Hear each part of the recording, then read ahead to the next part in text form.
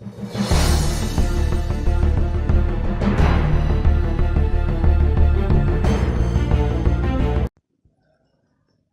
الله الرحمن الرحيم. هنشرح دلوقتي ازاي اسطب ويندوز او اي اوبريتنج سيستم عن طريق النتورك عندي. انا لازم يكون عندي في الحاله دي السورس اللي هسطب منه، والسيرفر اللي انا هحط عليه السورس ده، والحاجه التانية ان يكون الكمبيوتر بتاعي كارتة النتورك بتاعته بي اكس اي عشان يبقى فيه الاوبشن ان هو يبوت عن طريق النتورك. الحاجة التانية وانا بسطب هنلاقي ان هو من ضمن الشروط عندي ان جهاز السيرفر ده يكون جوه اكتيف دايركتوري، يعني جوه دومين، يكون عندي في الشبكة دي اتش سي بي عشان توزع اي بيهات، عشان السيرفر هيكلم الجهاز عن طريق النتورك. تمام، فلازم يكون الجهاز دي اتش سي بي هو حلقة الوصل ما بينهم، يدي اي بيهات. الحاجة التالتة يكون عندي دي ان اس سيرفر عشان النيم، يعرفوا يتعاملوا مع بعض بالنيم. واخر حاجه ان المكان اللي هتحط فيه السورس بتاعك يكون الفورمات بتاعته ان تي اف اس. فاللي انا هعمله دلوقتي ان انا هفتح السيرفر مانجر بتاعي، السيرفر مانجمنت بتاعتي، وهخش اضيف الرولز بتاعه الديبلويمنت عليها. هخش عادي خالص اضافه رولز عاديه على انه سيرفر على السيرفر ده. هنخش هنلاقي ان اسمها موجوده عندي جوه مباشره، اسمها ويندوز ديبلويمنت سيرفيس اهي.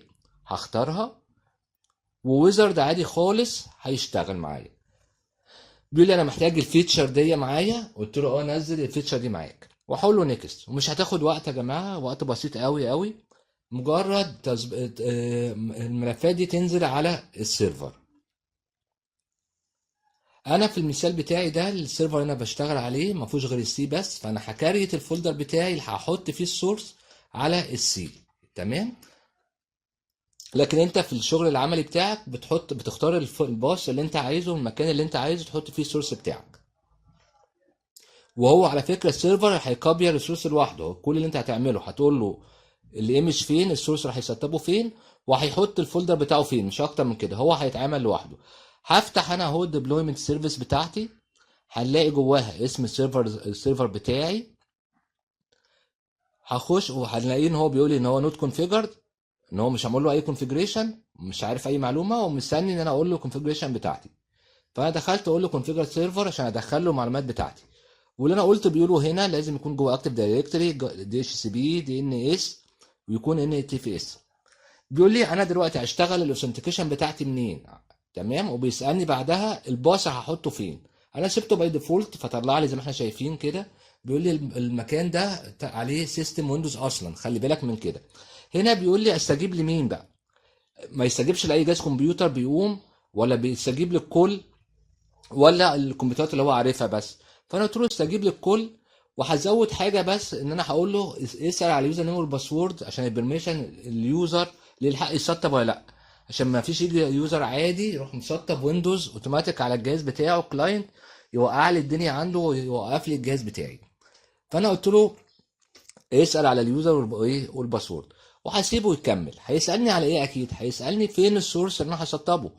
تمام. قال لي انا هكريت جروب احط فيها اسامي الكمبيوترات بتاعتي والكونفجريشن بتاعتك. قلت له اه. كريت الجروب الجديده بتاعتك جوه السيرفر ونكست. بدا يسالني فين السورس بتاعك، فين الايمج اللي انت هتسطبها. هقول له براوز واختار السورس اللي انا عايزه يتعمل له ديبلوي على اجهزه الموظفين او اجهزه الكمبيوتر اللي عندي.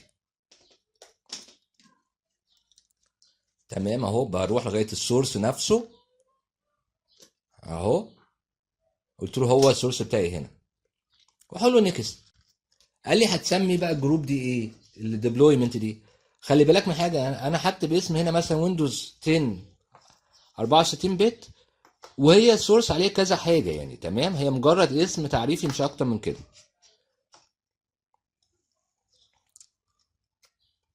هقول له نيكست اهو.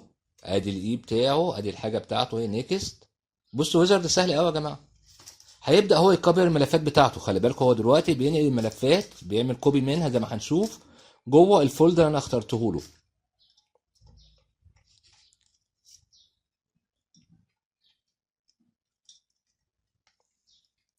خلي بالي ان هنا ده مش معناته ان هو الانستليشن هيشتغل من غير تدخل مني. لا، ده انا المفروض هبقى على جهاز الموظف او واضغط في 12 عشان يبقى اوت من النتورك، وهيبدا يسالني على اليوزر نيم والباسورد بتاعي، وهيبدا امشي مع خطوات الانستليشن. في الفيديو اللي بعد كده هنشرح ازاي يتعمل دي اوتوميتد بالكامل، تمام، ان هو ما يسالنيش على حاجه.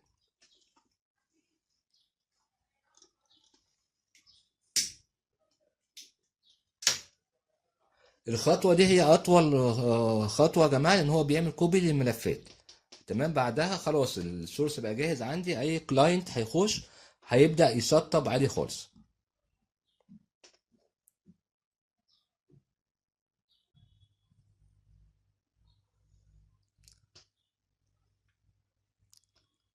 او خلص الكوبي بتاعه. متخيلين يا جماعه ان دي اطول خطوه، تمام. قلت له ايه نيكست فينيش. بصوا اهو لوحده لما نخش على الايمج بتاعتي يا جماعه ان السول، بصوا كتب اسم اللي انا مختاره له.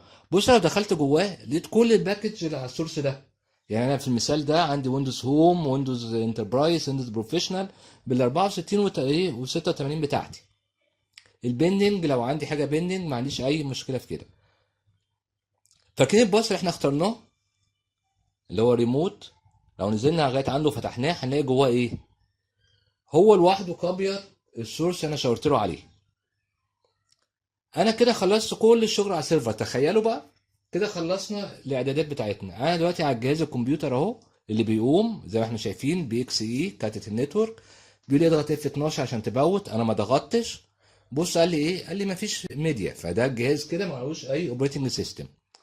هقول له بوت تاني،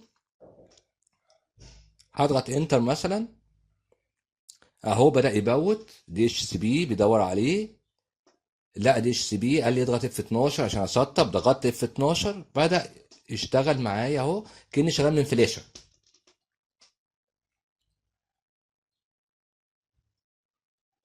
ده اللي هيتعمل على جهاز الكلاينت.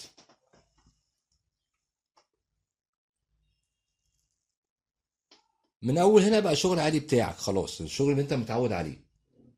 يبقى انا بحضر السيرفر مره واحده، والاجهزه لما تشتغل بنبدا نسطب عليها ايه الويندوز بتاعنا. وتاني ومش شرط ويندوز 10، اي اوبريتنج سيستم، اوبونتو، لينكس، اي حاجه انت عايزها، ويندوز 7، ويندوز سيرفر، مش فارقه معاه حاجه، على حسب السورس، على حسب ما هو هيسطب. ادي الانستليشن بتاعنا يا جماعه اهو. انا همشي معاكم لغايه ما يبدا بس يخلص. ادي اهو يا جماعه، انت اللغه بتاعتك اللي هتشتغل بيها بتاعت الكيبورد اهو. الخطوه دي بقى اللي انا كنا بنتكلم عليها، يوزر نيم وباسورد، عشان اليوزر العادي ما يسطبش، ما يوعليش الدنيا، ما يفرمطش الجهاز بتاعه. انا هكتب بص يا جماعه يوزر نيم وباسورد ادمنستريتور اهو. هيقول لي غلط ليه؟ انا الاكونت بتاعي على الدومين، فلازم اكتب اسم الدومين اللي هو موسلي اكاديمي دوت لوكال، تمام. والباسورد ايه بتاعتنا. وطبعا موسلي اكاديمي دوت لوكال ده اسم الدومين، لازم اكتب اسم ايه؟ اسم اليوزر اللي هو ادمنستريتور في المثال ده.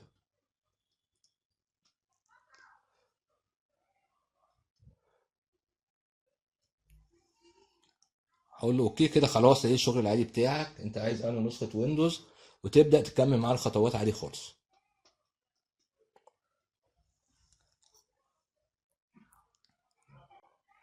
احنا مش هنطول الفيديو ده كتير، احنا هنبدا بس يسطب ويعمل الريستارت بتاعته عشان تشوفوا انه بعد الريستارت مش محتاج بقى ايه يبوت من النتورك ولا حاجه، هو هيكمل شغله عادي.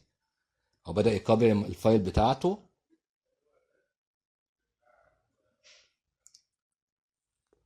وانا بجري الانستليشن واحنا بنتكلمه يعني.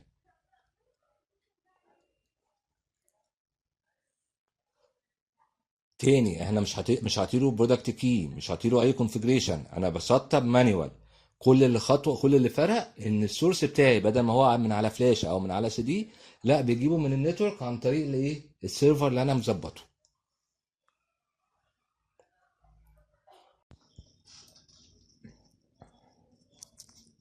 اهو انا مستنيه يعمل ريستارت. هقول له ريستارت ناو اهي. هيبدا يبوت تاني، بيسالني على كارت النتورك تاني. انا بقى مش هضغط اف 12، هيسيبه شغال عادي.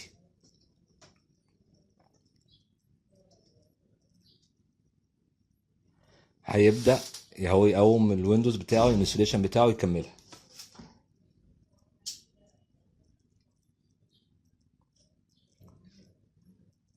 شايفين يا جماعه خطوات سهله ازاي يا جماعه؟ العمليه كلها خلاص، انت شغل عادي. الصعوبه كلها انك تقوم السيرفر بتاعك. قومت السيرفر، نزلت عليه الايمج بتاعتك، الدنيا بتاعتك شغاله عادي خالص، مفيش اي مشكله. اهو بيقوم.